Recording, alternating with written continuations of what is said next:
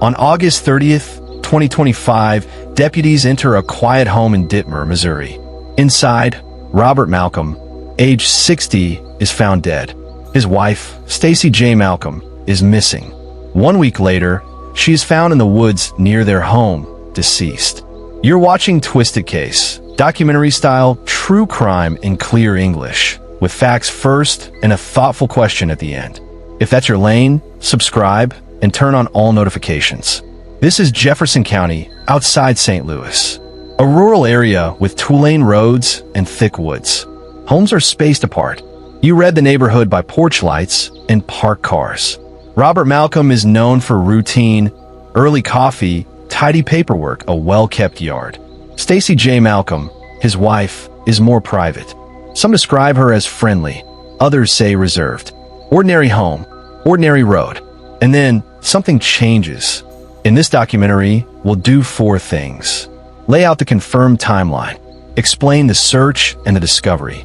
Separate facts from working theories. End with a community question, justice, mercy, and what closure looks like when there may be no trial. Saturday, August 30th, 2025. Deputies from the Jefferson County Sheriff's Office are called to a home on Canyon Lane. Inside, they find Robert Malcom, deceased. From the start, they treat his death as a homicide investigation. Standard questions follow. Who was with Robert last? Where's the spouse? Is there a public safety concern? Deputies identify a critical gap. Stacy is unaccounted for. That instantly creates 2 active areas. 1, the house as a homicide scene, and 2, the surrounding area as a search zone. Early investigative language matters. Deputies consider that Stacy may still be nearby and may have taken medication. That shapes how they search. This is important. The map stays tight. Around the home, the nearby state road, WW corridor, and wooded property edges. If you know this landscape, the woods are dense. It's easy to be very close and still unseen. From August 31st through the first week of September, the search centers on the immediate area. For viewers at home, the word search may suggest a multi-county manhunt. That's not what happens here. This is close-in, methodical work, checking gullies, hollows, and tree lines, moving slowly where sight lines break every few yards. This is important. The map stays tight. Around the home, the nearby state road, WW corridor, and wooded property edges. If you know this landscape, the woods are dense. It's easy to be very close and still unseen. From August 31st through the first week of September, the search centers on the immediate area. For viewers at home, the word search may suggest a multi-county manhunt. That's not what happens here. This is close-in, methodical work, checking gullies, hollows, and tree lines, moving slowly where sight lines break every few yards. Point 2 truths hold at the same time. Robert's death is under homicide investigation. Stacy remains missing. September 7th, a property owner calls. A body is in the woods near the 8900 block of State Road, WW. Is Stacy Jay-Malcom. Near the remains, investigators see evidence of a possible overdose.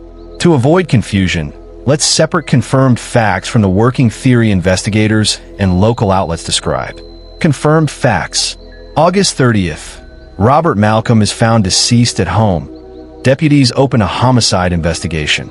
August 31st to September 6th. Stacy is missing. Investigators consider she may be nearby and may have taken medication. September 7th. Stacy is found deceased in woods near State Road, WW. Scene evidence indicates a possible overdose. Now, the working theory. Investigators believe Stacy shot and killed Robert. They believe she then died by a possible overdose near the home. Because of that, the case is described publicly as an apparent murder-suicide, pending final results like autopsy and toxicology. Why the careful wording? Because toxicology and some lab results take time.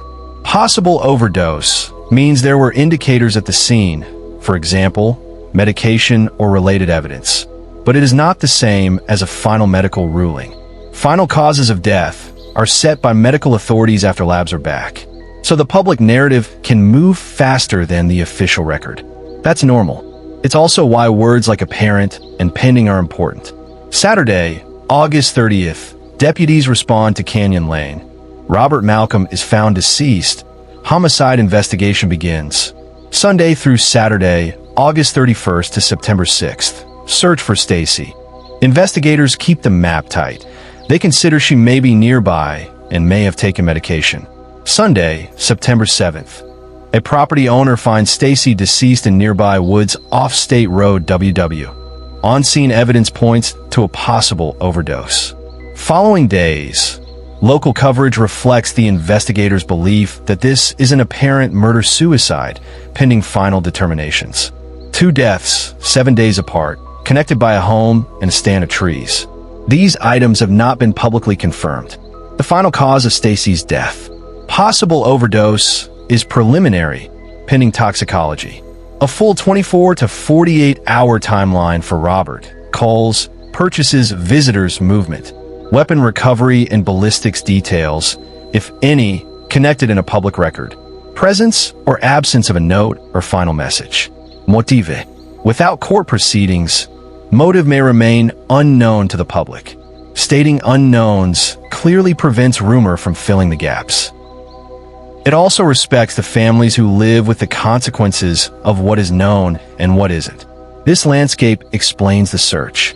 In late August, foliage is dense. In early September, the air cools, but the cover remains. In places like this, a person can be very close to a road and remain unseen. Sound doesn't travel far. Sightlines break every few yards. These details matter because they explain why a search can be active, yet a discovery still comes from a property owner days later. Robert Malcom was a person with routines and people who cared for him. Stacy Jay-Malcom was also a person, now deceased, whose name will live inside this case. 2 families are grieving. They still must handle funerals, paperwork, property, pets, and practical tasks. Where there is no trial, families lose the chance to hear testimony, see evidence framed in court, and understand motive. That absence is hard. We acknowledge it. After a week of uncertainty, with deputies searching near State Road WW and neighbors watching each siren for clues, a call from a nearby property shifts the mission from finding a missing person to recovering the remains of the woman deputies had been looking for since the day her husband was found dead. There will likely be no trial. From here, labs work, documents finalize, and families try to move through the next steps. If you're living through something similar, reach out early. U.S. National Domestic Violence Hotline. 1-800-799-SAFE 7233, thehotline.org. SAMHSA National Helpline, U.S. for Substance Use Support. 1-800-662-HELP 4357. When discussing this case, stick to the confirmed timeline, keep possible overdose in context, and separate belief from proof. That protects families and prevents harm. Outcome: Robert Malcom is deceased. His death is a homicide investigation. Outcome: Stacy Jay-Malcom is deceased. Scene indicators point to a possible overdose. Investigators and local coverage describe the case as an apparent murder-suicide, pending final medical findings. Without a courtroom, communities rely on investigative statements and lab results. Those are real. They just don't feel like a verdict. When a suspected killer dies before trial, how should a community balance justice and mercy? Is describing this as an apparent murder-suicide respectful closure for those grieving Robert? Or should we hold judgment until every official result is public, knowing some answers may never come? Tell us where you land and why. If you want clear, documentary-style true crime, no hype, no guesswork, subscribe to Twisted Case and turn on all notifications. Like the video to help more people find it, and comment your tape below. New cases every week and updates as official records change.